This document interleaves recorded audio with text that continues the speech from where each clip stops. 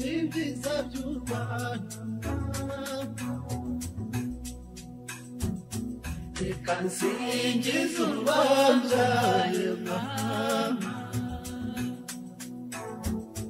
Rwanda rwiza Rwanda rw'imisozi u Rwanda rwacu rw'ibiyaga n'ibirunga ibiriza boroma ibirunga ibyiza by'u Rwanda amashongori mukomere dukomerane ariko ndabona nubwo twari tuburanye ntacyo warubaye Imana y'u Rwanda iracyambereyeyo irahirengeye noneho twayisanze turi mu bikari byayo murakomeze ni ukuri turaho yego turaho ariko nyine gicurugutana nyine muri iyi si nyine y'abanyamerika niko dukunze kuyita abanyamerika nabo ni yaba ariko icyo bayizanira ndakibona ubu ntikikivugika kundi twarumiwe mbese ntituramutse abantu turabaherutse niba ari bugufi turabaramutse cyane bikomeye ko hashize iminsi nyine badutegereje ariko twagiye tubateguza ko nyine hari igihe kuko nyine tubayeho ubuzima kandi ubuzima ntibujya umugeni ubuzima bugira byinshi uyu munsi ubyuka uyu munsi uri mu muhindo hakaza itumba impeshyi ikabiraje niko ubuzima bumera ibyo ariko nabyo biba no mu muco nibwira ko nabo umuco ubwo twagiye dukunda kuganira hari byinshi bashobora kuba barize bijyanye n'umuco wacu wo kumera bamwe bahinda umugani bakavuga ngo nta utinda adahambira abandi bagaca umugani bati aho imfura zisezeraniye ihatanze indi irahaborera cyane bamwe babyumva nk'imvugo nyandagazi ariko uko kuhaborera bavuga ni kuhaguma ntibinube ntibivumbure tukazirikana ko umugenzi wawe nyine afite impamvu ko afite impamvu urabona ko iyo mpamvu kandi yaba ari icyiza kimuganaho cyane kuko uhambira ashobora kuba ari we wahambirira ugasanga yagutekereye iyabo ayo nta yabo wabwira abadukurikiye mu gihe turimo tubasuhuza dutya katubanze tubasuhuze vandimwe inshuti zacu abakunda iby'iwacu umurage wacu nk'uko musanzwe mukurikira Murangira Iwacu uru ruganiriro twahisemo kuzajya tubaganirira iby'iwacu n'akamaro kabyo n'impamvu dukeneye kubikeza tukabisubiza agaciro kabyo turabashuje rero batuye umujyi wa Kigali tuboneraho kubabwira ngo turi ku musozi wa Kigali turavuga umusozi wa Kigali ariko mu muco wacu ubundi turi umurwa w'amahoro w'amahoro Nyamirembe abatamenya ikinyarwanda gikuru cy'urunyakirima Nyamirembe ni nko kuvuga iw'amahoro umurwa w'amahoro nk'uko bavuga kuri Yerusalemu burya nicyo bivuga mu ruheburayo Yerusalemu bivuga umurwa w'amahoro ndetse ahubwo ubu ngubu uyu wacu uganjemo amahoro noneho unagereranije n'uw'abaheburayo kuko abaheburayo ni isibaniro hagati y'abaje kuhatura bakarwana n'abari bahasanzwe ubundi kandi hakaboneka n'abatabara amahoro yaho ubu baragerwa ku mashyi aha twaje rero wenda abantu bamwe ntibazi iyo tuvuga ngo umurwa w'amahoro uriya musozi ubona hakurya hariya ubu Kirima kuko yatangiye ku musozi wo hakurya hariya ubundi witwaga Ntora hitwaga mu Ntora ngira ngo n'abahatuye haracyari n'ubu n'akagari ka Ntora hari kubera ko hatangiye bahita igisozi Igisozi ahantu umwami atangiye, aho umugogo we mukikije abamuri hafi bawakiriye, icyo gihe aho hantu hitwa Igisozi. Abatari babizi kuri uwo musozi witwaga Ntora, barahera aho babimenya. Undi musozi mu Gikondo kigana hariya, uzumva baca imigani babiyita Umuhima, bakavuga ngo ni Umuhima w'impyisi kuko ntiyahoze hatuwe nyine. Hakaba rero mu mpyisi za Kasamutwe. Mu kibero cy'uyu musozi hasi ubaye ugiye kwambuka ugana, ibintu byinshi byarahindutse, ariko urimo ugana Agatsata hakurya habaga iriba ya Kigali. Ahantu henshi haratuwe byiza nyaburanga, ko iyo tuvuga ibi abantu ntabwo baba bumva tubivuga nk'igihugu gusa gifite imbago kigarukiraho, ntibamenye ko n'izo mbago atari twe twazishyizeho, twe icyacu cyari cyanze cyane, cyanze nko kuvuga cyagutse. Kwanda ni ukwaguka, n'icyo u Rwanda bivuga. Tugira ingorane twagize y'amateka mu cya 888, ababyumva barumva yuko hari ku ngoma ya Kigeli wa kane Rwabugiri, abantu bicariye tudahari rwose iki gihugu, maze igihugu barakinyuhura, bakidusigira kinganuko. Nuko rero ndabiro turahagaruka. Ubwo nari mpereye ku batuye umusozi kugira tubasuhuze. Batuye neza cyane. Hari umubyeyi tunyuze aha, tumwifuriza rwose, tumubaza ukuntu ku murwa w'amahoro bameze, ati ntacyo tubaye turashima. Rero reka tubasuhuze n'abandi bose batuye Bwanacyambwe n'ahandi hegereye umusozi, ariko twe kurangiriza kuri abo ngabi. Hari n'abandi banyarwanda batuye hirya no hino kandi bajyaga abadukurikira bose, jewe nanjye yenga ndasuhuze. Wowe wabasuhuje mu buryo bwawe, nanjye ndabasuhuje mbikuye ku mutima. Ndetse ubwo turi mu bikari by'Imana y'u Rwanda, nakunda yuko tubivuga mu rurimi rw'Ikinyarwanda rwacu, twifuza ko abadukurikiye bose bagira umutima. Umwami wacu akagira umutima, abagabo b'u Rwanda bakagira umutima, abagore b'u Rwanda bakagira umutima, abahungu b'u Rwanda bakagira umutima, abakobwa b'u Rwanda bakagira umutima, n'inka z'u Rwanda zikagira umutima, kugira ngo twese twishyukire mu Rwanda. Ubundi iryo sengesho ni ryo ryari isengesho abanyarwanda basengaga bari kuri uyu musozi. Nuko ko umunyarwanda mu bintu yasabaga biruta ibindi, turaza kubisubiraho, yasabaga umutima. Ndifuza rero yuko abadukurikira bose bagira umutima cyane, atari umuti, kuko twebwe mu Rwanda twemera ko umunyarwanda arangwa n'umutima by'amaharagutatu. Hari icyo twita umutima mana. Uretse iyo twifuriza abantu umutima, uracyabasuhuza. Ndacyabasuhuza. Ndagira ngo nifuza umutima n'uwo ko umunyarwanda amera atyo. Abarangwa n'umutima mana, akamanira abandi nyine akagira neza, akarangwa n'umutima nama umuhesha kubana nyine n'abamuzengurutse n'ibimuzengurutse, akanagira umutima nda ari udutera guhayanira ibyo tugeraho byose n'aya maboko. Ndifuza ko umunyarwanda arangwa n'umutima. Iyo tuvuga umutima ni neza mu bumuntu. Ngaho ukomeza, wari ugiye kugira ibyo ugorora. Si ukugorora nuko nari mbize nguranzitse, kandi nari ndasubiza mvuga nti ubwo twagize ishya tukaba turi mu bikari by'Imana yacu y'u Rwanda,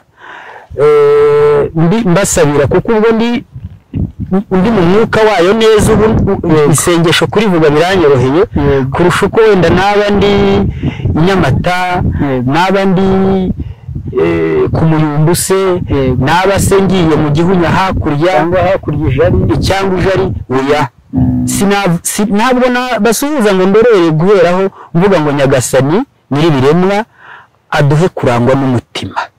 Rero ndabasuhuza mu majyepfo, ndabasuhuza mu majyaruguru, ndabasuhuza muri uyu mujyi turimo, ndabasuhuza mu burasirazuba, ndabasuhuza mu burengerazuba, yewe n'izo mbago badushyiriyeho nkazirenga, kuko navugiraga mu Rwanda umu, ndasuhuza nabo mu Rwanda rw'iyo. Reka ngukorere mu ngati. Abanyarwanda ahantu hose bagiraga habaga mu Rwanda. Niyo mpamvu nyine n'abari aho bari hose, kuko habaye u Rwanda, kuko rubarimo kandi barahari, ubwo n'abari hirya yose ubwota amasimbi kandi bakunda kandi bo barabyumva ngabire abantu burya baba kure bumva u Rwanda kuturusha kuko iyo bageze hirya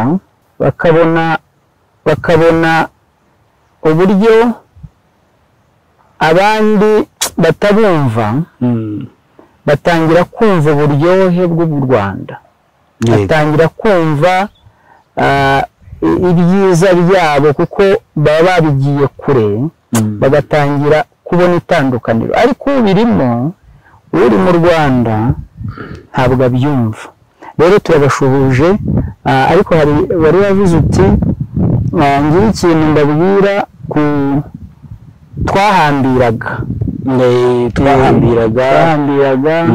ahubwo komereza aho babwira agaseke kikarimo agaseke nibyo ubwo duherukana barabizi ko twabasezeranije ko umwaka washize ibiganiro byinshi twabigiraga twicaye ahantu hamwe twicaye mu nzu se twicaye mu mbuga se n'ahandi hantu ariko nta bindi bintu babona tubasezeranira ko muri uyu mwaka uko tuzashobora tuzajya tujya ahantu ku buryo bagira n'ikindi kintu bahungukira muri uko guhambira rero hari byinshi tujyanirana hari ukubasangiza nyine by'umurage wacu n'amateka ariko noneho kugira ngo bitazima tujya mu mujishi w'abandi babyandika kugira ngo barumuna bacu n'abandi bakuru batagize ayo mahirwe cyangwa batahise bumva agaciro kabyo vuba tubyandike kugira ngo kuko kuganira tuba dufite umwanya muke ngabi tuba dufite umwanya muto ariko ndashaka kubabwira ko ubushize twaganiraga ku Kansabe mugenzi wacu twunganira abereke iki gitabo twarakivuze tuvuga ubuhangange bw'umugore wacu anyuranye n'umuheburayo ese aho ubwo kivuga ndagira ngo kivuge ndora wenda udufashe arerekana aha yego ariko hano hari ijambo risa naho rihembuza yego umuntu kugira ngo akunde abumbura iki gitabo nyunganira rwose kuki twakunze ko iki gitabo cyitwa Indonera z'urubohero ishuri gakondo rya nyina w'umuntu n'umwanya we mu mibereho y'igihugu ntabwo twacyanditse abantu bakunze kwibwira ko ibikorwa byatumye igihugu cyacu cyagagara byakozwe gusa n'abagabo ariko atari byo si byo ariko icyabiteye nyine twagikomojeho ko ari imico ry'imahanga ico cyane yaje ritwereka umugore w'iwabo w'urwabya rworoshye utagira ijambo utagira ikintu agiramo uruhare nuko nyamara twebwe uko u Rwanda turuzi uko ruri kandi nyine duhereye hambere mu Rwanda rwo hambere y'ubukoroni umugore yari nk'amazi mw'isi ituwe n'abazima nuko uza amazi ayazi nk'ikintu cyiturije ariko kibanze mu buzima bwose bw'ibiriho wisumbuye mu bumenyi wese azi ko umutuzo w'amazi utayabuza kugira imbaraga zisumba iz'ibintu biriho byose uko niko umugore w'u Rwanda yahoze mu byerekeye ubuzima bw'igihugu nuko rwose ahari hari igihe ikigereranyo tubwiye abantu kitabashyika ku ntimatima ariko twebwe twarongeye twifashisha umubiri icy'amazi ubwo umuntu atacyumvise turavuga duti umugore mu Rwanda yahoze ari amaraso ku buzima bw'igihugu yaba tumva icy'amaraso ari cyo mu mubiri tukongera kandi tukamugereranyiriza tukamugoragoza rwose tukavuga ko umugore wacu yahoze ari we ku gihugu turamubwira tuti umumaro w'umugore ku Rwanda wari nk'uw'imizi ku giti watekereza mbese ukuntu igiti cyaba kiri atumvise akamaro k'amazi yumva ko amaraso mu mubiri imizi ntabwo ntawayoberwa iby'imizi ikora yego muri make twagerageje kukwereka ko umugore wacu yari urufatiro yego rwa byose u Rwanda rwagezeho ingero zihagije zirimo ahubwo yose y'abanyarwanda musimbukire kuri Caritas Iberi Caritas niho kiri kandi kirimo byinshi bizaturema umutima dore ko uyu munsi turi bwibande ku mutima urumva rero ntabwo twasinziriye twabikora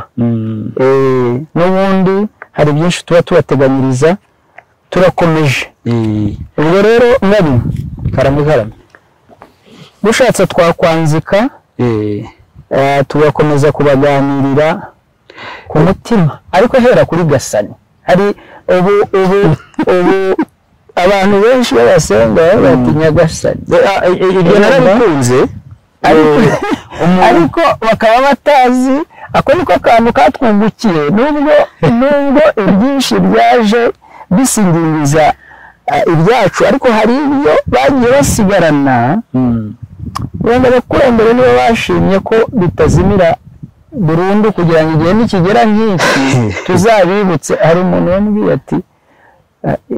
ati ibi bintu bidafite shinge na rugero ntangira kumubaza ibintu akora shinge yavuga ko ari iyahehe n'iyo rugero se waretse iyo umuntu nyine yibuze ko umuntu adafite imizi ko abura uburyo ubwo nkamubaza ibintu akora umunsi ku munsi bikamuyobera kandi abikora hasi iyo duherekeje umuntu tukajya gukaraba ko ntarabona ureka gukaraba ubukaraba n'ibindi byinshi rero hari ukuntu umurage wacu wagiye ugumamo abantu bakawukomezanya ariko batazi icyo bivuga ari nayo mpamvu twiyemeje kuzajya tubibasobanura kugira ngo bumve ko atari bibi batakagombye kubihunga kandi babyirirwana ngaho ko terurira aho ngaho ngabi ubu ngubu twabaye nk'abarutanishwa imisozi kera abiru bajyaga bahanganisha imirwa ngo barebe ubukure bwayo urutunga iriya Gasabo igakunda kuyiruta kuko ari mu mutima wa Kanyarwanda imbere niho ipfundo niho Sabizeze wahari Sabizeze wenda yashoboraga kweza umubari kuko yamanukiye ku rutare rwa Kinani kuko niho hamwakiriye ariko Rwoga uramvurirwa irutunga iriya igasabo umurwa usa nkaho ubaye mukuru uyu musozi kubera ko abantu bazi ibihembe ubona insoro wa mbere w'Ubugesera ubundi hahoze ari Ubugesera hakurya hariya hahoze ari Ubugesera ubu ngubu hano ariko bihembe atanga uyu musozi atazi ko ari mutagatifu kuko nyine hari umuntu ushobora no kuba anategeka n'igihugu gitagatifu ntabimenye ngo bibona mu ntugu zo hanze awugabira u Rwanda atazi ko atanze umusozi w'Imana atazi ko imitsindo yose barizi yawuha rwose Cyilima wa mbere Rugwe bituma Cyilima wa mbere Rugwe yumva n'izishya risumba ari mashya yose yagira kuko hepfo hariya nyine hari umugezi wa Rwezangoro uwo mugezi umwami wese wimye yaba Rwoga yaba Karinga akaba yaragomba gukaraba amazi yawo mbere yuko mu mihango nyine yamwimikaga ntabwo abantu bari bazi impamvu byasabye ko Sekarongoro wa mbere arwanira Nyamweru akayakabongera na Nkuba warokotse Mukobanya nawe akongera akamurwanya kuko byabaga nk'ibiteye icyugazi umusozi mutagatifu bigasa n'ibiteye icyugazi urugo rukuru arirwo Gasabo cyane ubwo naringize ngo mbanze ndangira abantu bukuru bw'imisozi uyu wo nturutwa kuko ni urukari rw'Imana yacu Imana y'u Rwanda iyo mvuga Imana yacu abantu babyumva nk'uko u Rwanda atari igihugu gusa u Rwanda ni idini kuko umuntu w'Umwisirayeli ariko ntibabyumve mu idini ringiri bigira amazu hirya no hino ni ibyo twita iyo tuvuga idini ni nko kuvuga ubwo se ndabivuga gute mu Kinyarwanda spirituality uko uwo ubyita ko Imana nabyo birapfuye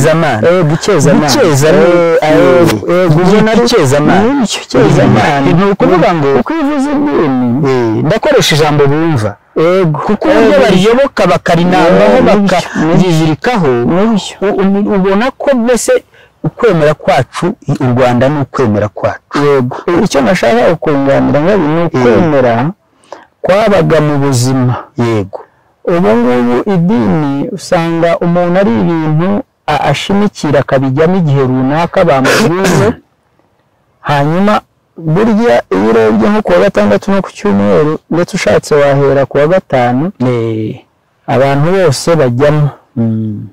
Ariko abantu batuzonze bose duhurira nabo hanze aha nibo nabo baba buzuye ariya mazu, ariko ugasanga nyine idini iryubakiye bifite ukuntu ritagera mu buzima bw'umuntu bwa buri munsi. kugira ngo rero abantu bumve indi mitima y'u Rwanda n'uko rungana, ngira ngo umuzehe wacu yigeze kubaza abantu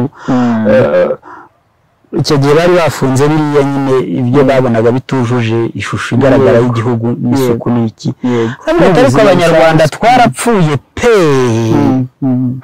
ni koko se naho byageze koko mu kigereranyo cya mbere naguha habubwo Bisangwa yagiye kurwana na babatindi batagira umutima ubwo bazaga ishangiye, noneho ariko kuko bari bafite ibikoresho byari birushije ibyacu, ko bari bafite imbunda, abacu bafite imiheto, baranabiteguye igihe kinini. Ababiligi hambere twagize amahirwe numva ko bahaye umwanya bakwiye, Ababiligi barabarasa rwose, noneho ariko Bisangwa arakomereka, ariko ingabo yarayoboye zose zashize, asubira inyuma ariko yanga gutaha, ko aravuga ati ntabwo iki kimwaro ndi umugabo w'ingabo nagitahana ngo njye kubwira Rutarindwa ibi sinabona aho mbikwiza. Mu gihe rero yari atarasubira guhangana n'abo batindi, ahura n'umuhungu wa Rwabugiri witwaga Muhigirwa, aramubwira ati se Igikomangoma urajya he? Ndamubwira ati ndahunze. Bisangwa atese ko nshimye ko wenda iyo tuba turi kurwanira ishyanga wari kubuhunga ugana mu Rwanda, noneho n'ubuhungu uri mu Rwanda urahungira he? Ugiye kugira ngo bumve ingano u Rwanda rutugendamo rugira mu munyarwanda utarwumva nk'igihugu gifite imbago zingana uko zingana, ahubwo nk'idini cyangwa se nyine ikezamana ryacu, cyangwa muri amwe mu magambo akoreshwa iki gihe nk'imyizerere cyangwa imigirire, kuko idini y'u Rwanda niko umuntu yabaga yubatse. Ni ukuvuga rero ngo ubwo naguha urugero rwa Bisangwa, nashobora no kuguha urugero rwa Semugaza. Semugaza tuzamuganireho ubwabyo, kuko Semugaza afite inyigisho ikomeye, kandi abato nyine bazaramutswe iki gihugu. Nakunze uburyo kera bavugaga bati urubyiruko imbaraga z'igihugu z'ejo hazaza, ariko nakunze uburyo icyo cyakosowe, imbaraga zubaka z'ubu ndetse n'ejo hazaza, kuko ejo hazaza urwo rwitwa urubyiruko nibo bazaba bashaje, kuko bihera ubu ngubu. Ariko dushingiye kuri cya gitabo twavuze, kugira ngo abantu bumve ko iryo dini mbabwira ry'u Rwanda ryacu, gihe ntabwo ndiharika, singira irindi ndiharika, ntavuga Semugaza mu mwanya navuga Bisangwa abantu bakumva abo bagabo gusa.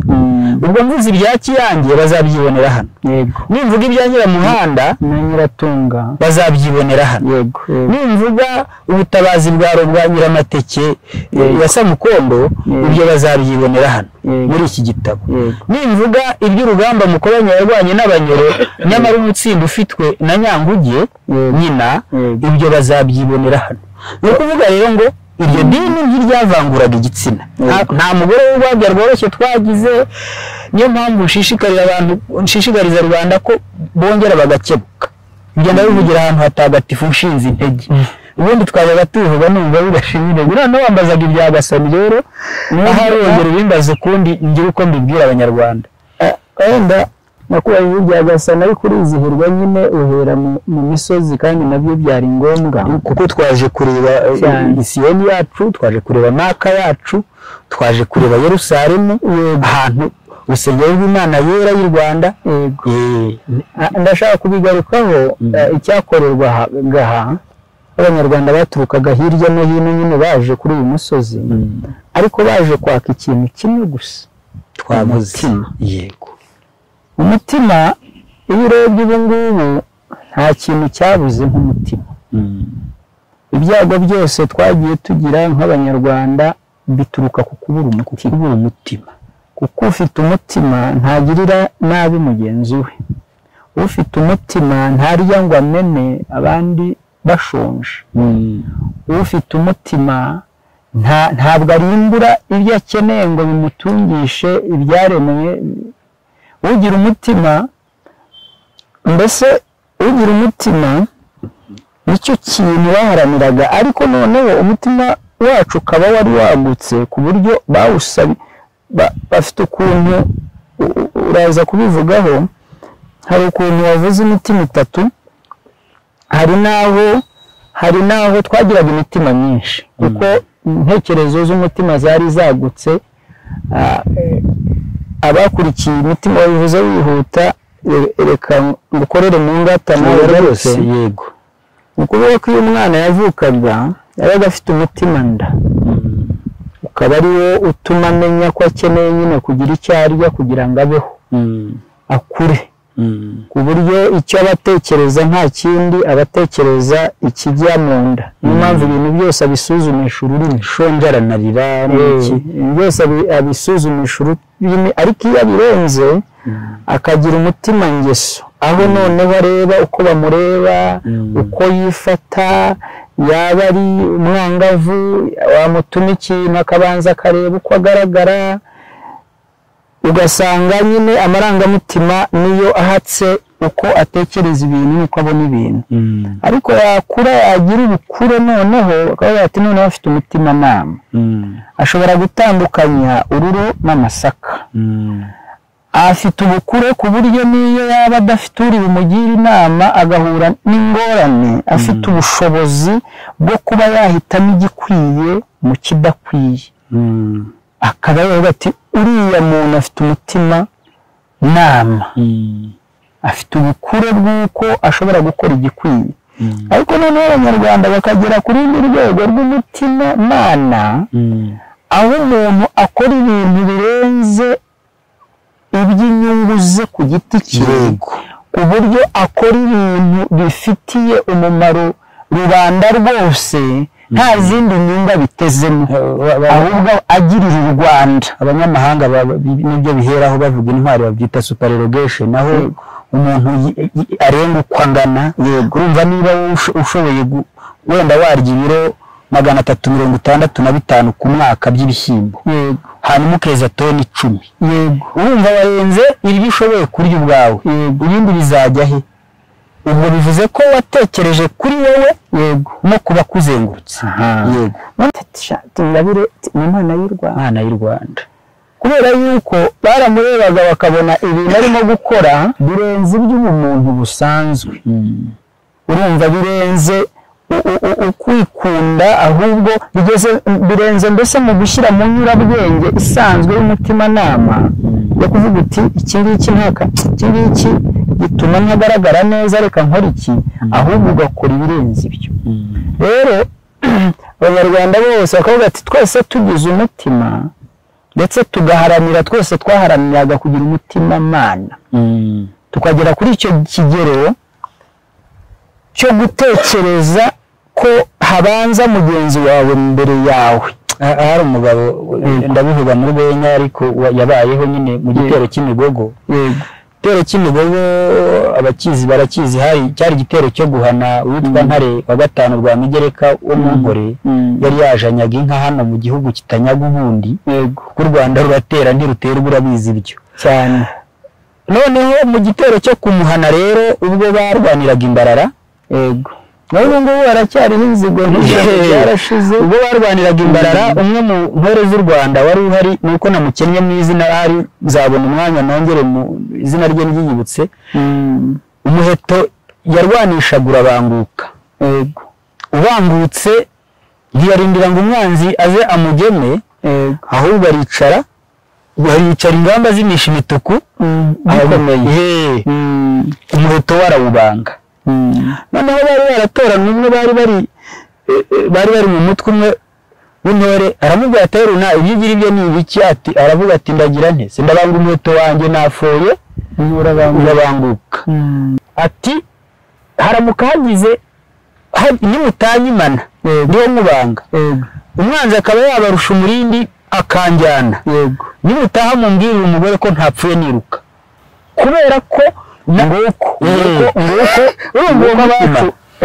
abacu bari bameze kavuga ati nguye ku rugamba ndasanira u Rwanda sinirukaga ntabwo bandashe mu bitugu bati umuntu mubwira umugore muti umugabo yapfuye ariko ntiyapfuye kubw'ikini yapfuye kubw'u Rwanda kandi ntabwo yapfuye yiruka yapfuye abanga umuheto kugira ngo asakize umwanzi noneho igikomeye kubera yuko twatakaje nyine kwigisha umutima ab'i Rwanda twatakaje ariko icyabiteye tukiziranye nicyo twagiye tukigarukaho kenshi niyo mpamvu iyo umuntu bamubonaga bakabona ni mukuru ariko bakabona afite ibintu byo kwikubira n'ubusambo n'icyo bavugaga bati se uyu ko afite umutima nda kandi ari mukuru ko afite umutima w'abato nuko ko yabaga bicuritse yabaga ageze mu gihe cyo kugira umutima nama wenda ntawanegurwaga kuko wenda atagize umutima mana ariko byibuze umuntu akagira umutima nama iyo babonaga rero umuntu akora ibintu bidahwitse birimo kwikubira bitarimo gutekereza abandi bitarimo gushyira hamwe bitarimo ubwo bumwe bakavuga bati uyu bimugendekeye bite ko afite umutima nda abantu bumva ko ibyo turi kubivuga tuzenguruka ku cyazanaga abantu ahangaha ku musozi mutagatifu kugira twibutse ko ikiruta byose twebwe ntabwo twari tumeze nk'abaheburayo ngo turasaba ubwenge habanzaga umutima ubwenge bukaba buzima iyo umuntu afite umutima ubwenge agize bwose buba buzima bugira umumaro ni ukuvuga ko ku banyarwanda twebwe habanzaga umutima mbere yo kubanza umutwe ukumvikana n'umutima kugira ngo ibyo umuntu akora byose abashyiremo ubwo bumuntu nibyo abavandimwe bacu b'abazuru bita ubuntu ubumuntu rero iyo butakaye tubona nyine birimo kubaho aho abantu bagenda bakarimbura abana bakarimbura abagore bakarimbura iterambere kuko umutima we wabuze ngaho garuka kuri Gasani rero kuko iryo sengesho rifite ukuntu rizanamo Nyagasani ubundi ariko rivuga uko ryavugwaga wariciyemo kabiri kuriya nabivuze ndagira ngo abantu kuko abantu urwego bariho rwo kumva bitewe n'ibyo barindimukiyemo bagiyemo ntabwo babaha ibintu by'indondoro birebire ngo wibwire ko babifata byoroshye hari n'abagiye kuzajya bakubona bakagira ubwoba bati barabitangiye kuko urumva ndabaseka kuko umuntu bajya kumwigisha nk'uko tuganirira abantu icyo bakamubwiye kitanabitse rwose bakakimushyirira mu ndirimbo itagira ijwi rizima bakamubwira ati runaka yigiriwe runaka n'ibyo agatahiraho rero nashima ko abantu bumva barya abantu barazaga bati Gasani k'i Rwanda impamvu abantu bakezaga Imana babinyujije muri nyina cyangwa muri nyirakuruza abantu mu myemerere y'abanyarwanda bemera ko abagore bakunda kurambura ikiganza ku bana babo vuba cyane kurusha basi atari uko basi ari abanyabwiko ariko abana iteka bisanzura kuri nyina kurusha se niyo mpamvu abanyarwanda niyo bajyaga kubwira Shyerezo Imana y'u Rwanda bavugaga ngo Nyagasani no kuvuga umugabo wa Gasani kugira ngo nk'uko n'abakirisitu bavuga ngo ibyo mubasaba byose mu izina ryanjye twebwe rero ari Yesu bamuhigikana nyina abandi bo nta n'ahandi bibi ibyo ni ibyacu kuko twe nyine biva kuri Gasani nyogokuruza w'abanyarwanda cyane abatafite icyo bamuzi Gasani uwo ni umugore nyine w'Imana yacu ni umugore wa Shyerezo akaba nyina wa Sabizeze Sabizeze uwo nguwo yamanukiye hamwe nakuvuye ku rutare rwa Kinani hiriya mu Mubari, ubwo ni mu Mazinga, ni muri pariki y'Akagera. Yego, azanye na Nyampundu ndetse mushiki we. Yego, Namuru nawe Mututsi. Yego, uko ari abatatu. Yego, bazana n'abagaragu, bazana n'inka n'intama n'inkoko, baje uko. Ariko kugira ngo baze aha ntiboherezwe kwa Nyamuzinda, yego, nk'uko nyine ikezamana ryacu rivuga, yego, ni ukubera ko Gasani yari ahirengeye abwira Shyaraza ati nyamu utanshira umwana ukamuhereza kwa Nyamuzinda, bityo tukazindara tukamureka burundu kandi atagize ishyano adukorera. Igitangaje rero ni uburyo abantu iyo tugeze mu ikezamana, ni uburyo abantu bumva ko tutagiraga Imana. Yego, hari igihe mbitekereza nkibaza ariko se ubu intekerezo zacu zagiye he koko? Ubu umuntu yaba bikeya cyane azi ku Mana, akayita data wa twese, akayita umuremyi wa byose, yakumva Imana yaraturemye agashira imyaka ibihumbi n'ibihumbi itari kumwe natwe, ubwo yaba ari Imana? Hanyuma se ubwo ibaye Imana ikaba yaragutaye icyo gihe cyose, ubwo byaba bikwiye ko tunabimenye? Ubwo byaba bimaze iki? Imana ni uko wabyara abana ukajugunya, kera kabaye ukazaza kureba abahonotse niba banariho. Ariko iyo ngiyo bavuga yabo bazanye ntindi, iyo ni inaza ntizaba iyo kureba gusaba abahonotse, ahubwo izaba iyo guhwanya n'akariho, ibashyire mu nyenga, ishyire mu muriro itwike w'amazu. Umuntu utaramaga imyaka irenze 100 arama 1000 kuko ari gushya. Iyo twe ntitwayigeze, kuko ijambo mu Rwanda ryitwa kumana bivuga kugirira neza. Abana navuga ngo uraguha ntimugura. Iyo abantu babyumva bagira ngo ntimugura, ntibabyumve neza, nuko ntimugura kuko nyine izi ibyo ukeneye kurusha uko ubikeneye, ntabwo ukeneye ko mugura. Yabongeramo iraguhenda kuko ushobora kuguha ibyo ushaka kandi atari byo ukeneye.